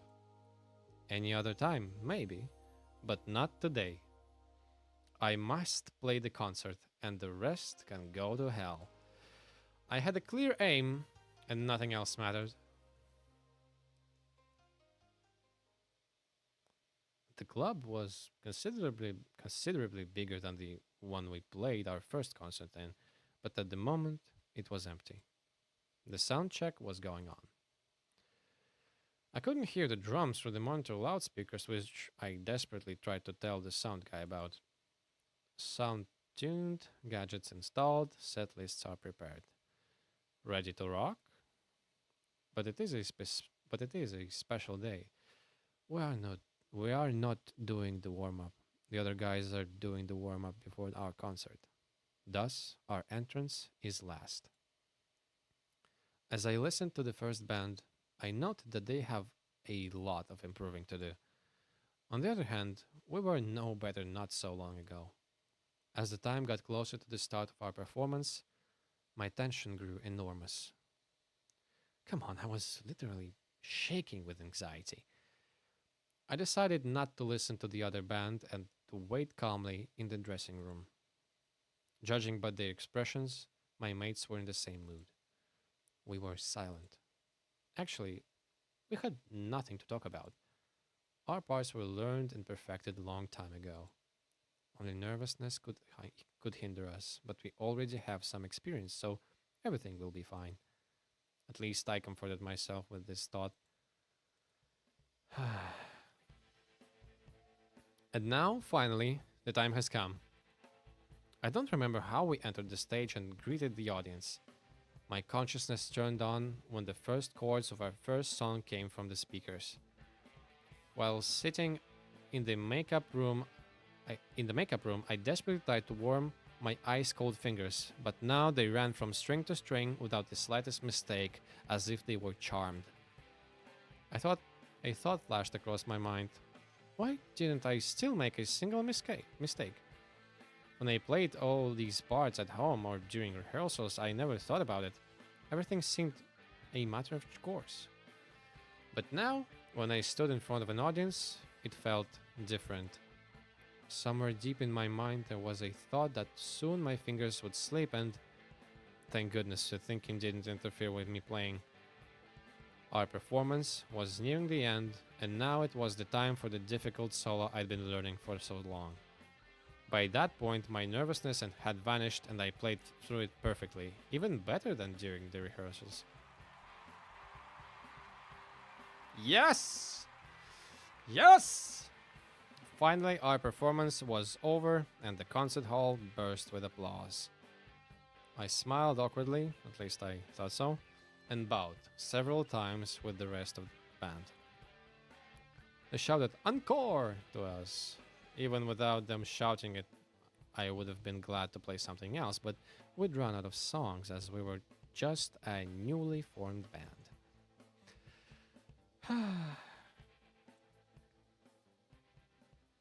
Somewhere, Alisa's daughter asks, "Mommy, where's Daddy?" Yeah. I met him at the pioneer camp and he pioneered me good. Glory to the Soviet Union, I guess. Euphoria prevailed in the dressing room as we congratulated and hugged each other. The sounds of opening champagne bottles echoed in the halls. All our discs had all our discs had been sold, which made me even happier. Finally, I managed to become something too. It's impossible to predict the future of our band or of the whole affair with music, but one thing was clear. I have finally found something I am interested in and can dedicate my entire life to. As well as that, I can see that it may be able to make people other than me happy too. I was probably now the happiest man on the earth. At least it was surely the best moment of my life. Uh, Second best, I guess. The club is empty. Instruments are packed, and кого, блядь? And I am to waiting for the others so we can go home. I was waiting for the others so we can go home. Okay.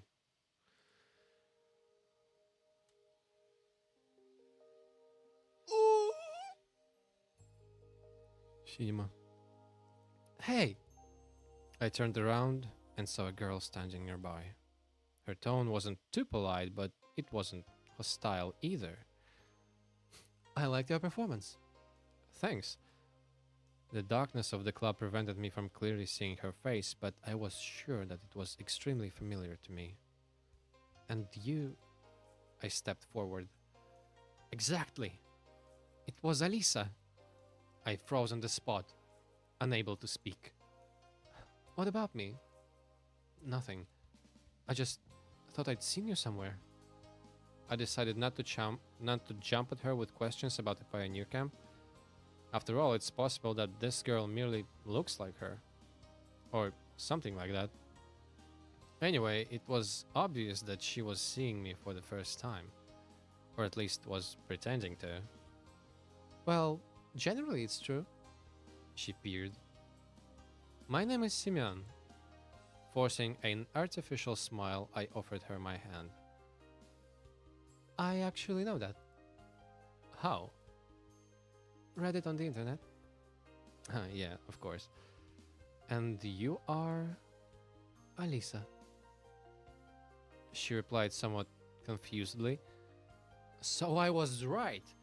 But how right was I? Listen, did you ever go to a pioneer camp as a child? No. Why are you asking? Just. It just seemed that I'd met you there. How could you have met me there if I've never been there? She laughed. Yes, all of you musicians are somehow strange. No doubt. Well, I just wanted to say that your music is not too bad. Alisa turned to leave. I felt that I needed to do something, say something. Will you come to our next concert? When? To be honest, I had no idea myself. Soon. Yes, maybe. Send me a message. Yeah, sure. We shared our contact details with each other. Then I'll see you again, probably. Yes! She waved her hand and went out. Obviously, I have no idea if she was the very same Alisa I met in the camp, and a number of those theories were nullified by an absolute absence of facts. But at that moment, it was the last thing that concerned me, as I was filled with emotions both from the concert and meeting Alisa. After all, nothing's preventing me from calling her, and then we'll see. I smiled, shouldered my guitar, and started walking to the 410 bus stop with my mates. I'm sorry, I'm slightly out of breath.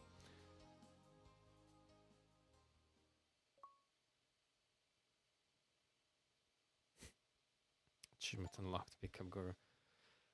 Every story has its beginning and its end. Alisa, good end. Good. Every story has its own outline, synopsis, contents, key points, a prologue, and an epilogue. And there is no book which, if you read it again, would not reveal new details you didn't notice before. Every story has its beginning and its end. Almost every. But not everlasting summer, baby. Woo! Ah, yes.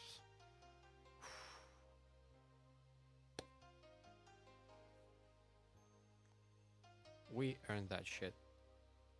Soviet Games team, Ichan, Dvach, Tuchan Irogi team wants to thank you for playing this game. Yeah, it's an error game, but the Steam version is censored. So yeah, if you want to play Everlasting Summer as an everlasting summer with all the art not censored, well, you can find ways to do so.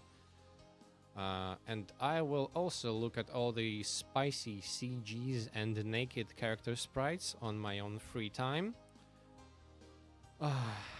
Yes, of course. All the guys who helped with developing this game, all the guys who supported us all these years, who kept waiting and believing. Thank you and goodbye for now. Yeah, this game has been in development for like, if I remember correctly, like at least 5-6 years. When I mean, it's quite an old game at this point. But yeah, it's been in such a production hell because it was made by a jumbled bunch of guys on a Russian image board. So yeah, no organization there, of course. Okay, let me check something real quick, and then we'll have a short discussion and closing thoughts. Um,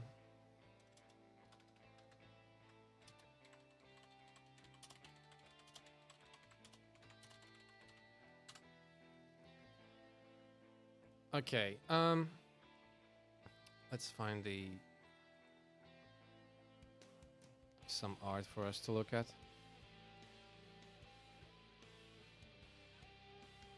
Okay. There's so much stuff to choose from, huh?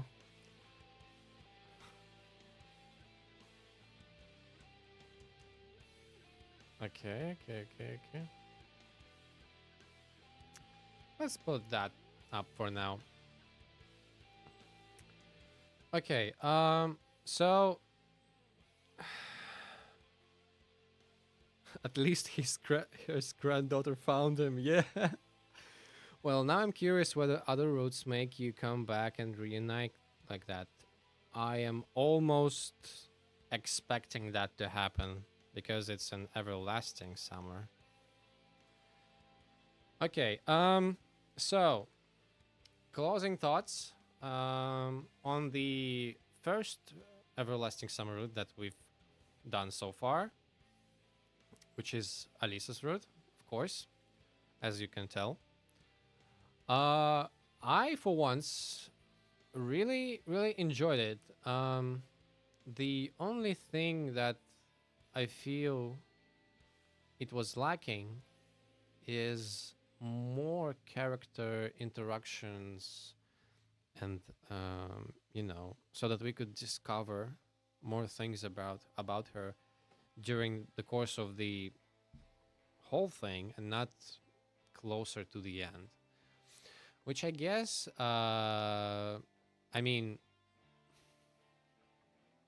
for the first playthrough, the game heavily pushes you towards picking Slavia as the girl to chase after. She's very prominent in the first few days. She has a few events that you literally cannot skip. So, I mean, we even thought that we would go for her at first. So, I'm a little disappointed that we didn't get to see more of Alisa. Not just in the last few days, but kind of before that. I wish there were some interactions that could maybe deepen our relationship with her. Um, but it's like it's a common problem with many visual novels, not just with Everlasting Summer. Mm. It's that there are like one or two girls that get the most amount of love.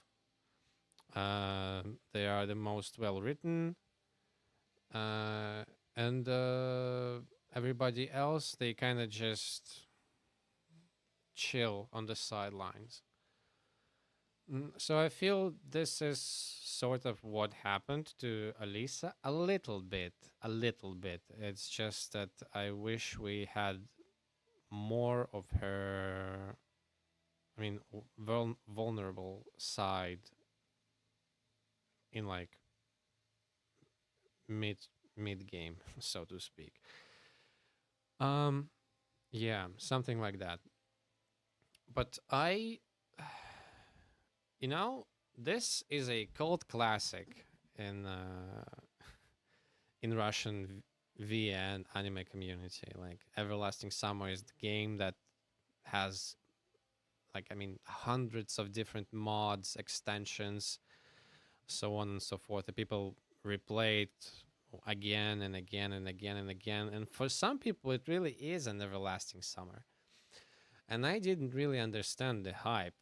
Um, and now I think I get it a bit more. Um, the it's funny how Simeon's opening monologue and his closing thoughts are so well written compared to his to his dialogue in the game in the gameplay portion of the game. It's like he's a completely well, not a completely different person, but he has perspective on life at least. Um, and I feel like his way of thinking, his modus operandi, kind of resonated with many on, on chronically online image borders back then, and yeah, I think it's relevant today as well. I mean, I found myself connecting with him a little bit, um, and I don't think of myself like this. I mean, I do think of myself like a bit of a loser, but this is like an extreme case of that. Remaster for the game might have been something more impactful than boredom and rock and roll. I haven't played a lot of Money and Rock and Roll or whatever it's called yet. I do plan to play it as well eventually, but from what I've seen, yeah, it looks like they kind of lost the sauce that made Everlasting Summer the cult classic in the Russian-speaking V and anime community. At least I've seen a lot of critiques of that game. Well, so now that we've completed our first route, and now that I've giving a bit of a feedback on what I think of the game. I think it's necessary for us to find the next target, the next girl uh, to chase after. And you know what? I'm not gonna do that. I'm not gonna do that because you guys will choose for me. So expect a community post with a vote, with a poll on the channel in like, I don't know, maybe 10 to 15 minutes after the stream ends. I will post it, post the poll on the community page of the channel. And we'll figure out who we should romance next. Also, if you're new here and you kind of perused around my channel, and if you like my content, if you've enjoyed it, at least leave a like, subscribe. That's really helpful. And if not, then I guess, well, don't.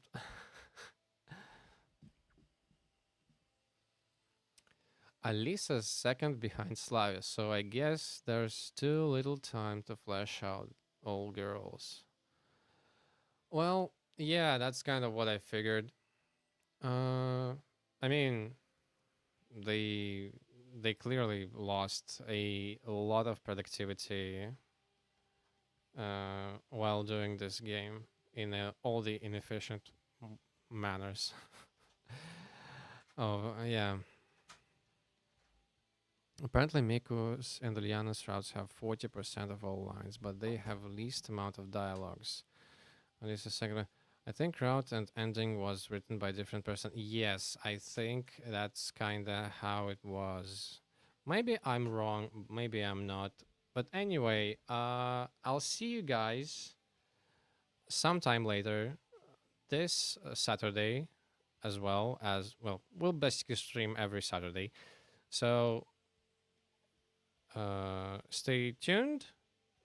Don't forget to check out the community page in like 10 to 15 minutes to vote for the girl you want us to go for next.